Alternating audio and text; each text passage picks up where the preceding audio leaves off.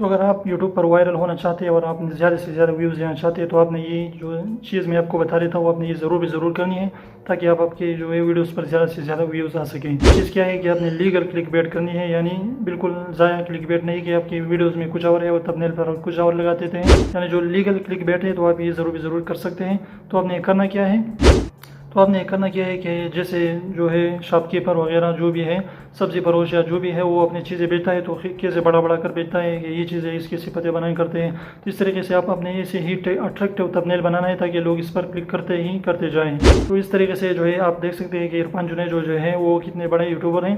तो उसने वहाँ पर लिख देता था, वो पहले जो है वो कामयाब नहीं था, उसके अब जो है मिलियन के करीब सब्सक्राइबर है, लेकिन वो उसने लिखा था 10K।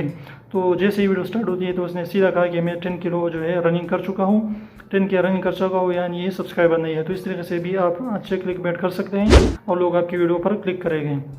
इस तरीके से एक इंडियन यूट्यूबर है, तो उसने क्या किया था कि उसने लिखा था 1 मिलियन व्यूज़ इन 1 डे, कि एक दिन में 1 मिलियन व्यूज़ आप कैसे ले सकते हैं। तो फिर उसने बताया कि मैंने टिकटॉक पर लिया था।